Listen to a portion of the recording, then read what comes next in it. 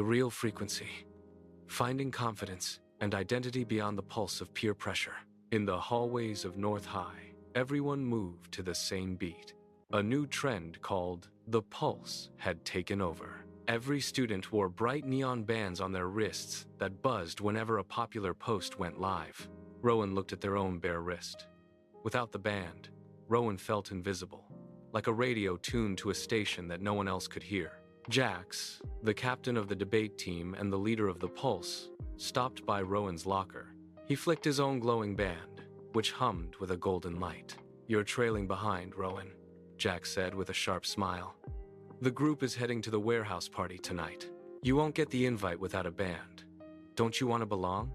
That evening, Rowan sat in front of a computer screen, the Pulse shop page open. The bands were expensive, and the terms of service required sharing every location and thought. Rowan's hand hovered over the buy button. The pressure to fit in felt like a heavy weight in the room, pressing down on Rowan's shoulders until it was hard to breathe. The next day, Rowan retreated to the school's basement workshop, a place for obsolete hobbies. There, Sage was hunched over a workbench, repairing an old analog radio. Sage didn't wear a neon band. "The noise out there is exhausting, isn't it?" Sage asked, without looking up. "Everyone is so busy vibrating at the same frequency that they've forgotten their own melody." Sage handed Rowan a pair of heavy, old-fashioned headphones. "This radio doesn't tell you what to like," Sage explained. "You have to turn the dial yourself to find what's out there." Rowan put them on and turned the silver knob.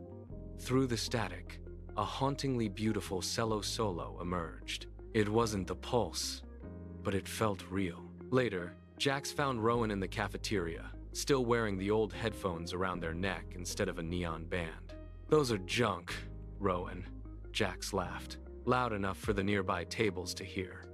"You're choosing to be a ghost. Why would you want to be different when you could be part of us?" Rowan felt the eyes of the entire cafeteria watching. For a moment, the urge to hide the headphones was overwhelming. But then, Sage walked by and gave a small, encouraging nod. Sage didn't stop or say a word. They just kept walking, comfortable in their own silence. Rowan took a deep breath and felt the weight of the pressure begin to lift. "I like the music I found," Rowan said, their voice clear and calm. "It's not a ghost's life, Jax. It's just my own." Rowan turned the dial on the small portable radio they had borrowed from Sage. The cello music filled the small space around the table. It wasn't loud, but it was steady. A few days later, Rowan was back in the basement workshop. To their surprise, a few other students were there too. One was sketching in a paper notebook. Another was fixing a clock. Even Jax walked in, looking at his glowing neon band with a frown. He sat near Rowan and listened to the radio for a long time. "It's peaceful," Jax admitted quietly. Rowan realized that confidence wasn't about shouting over the noise. It was about having the courage to listen to your own heart. The neon bands eventually faded as the next trend arrived, but Rowan's melody remained. Walking out of the school, Rowan didn't look for a pulse. They simply enjoyed the sound of their own footsteps on the path they had chosen.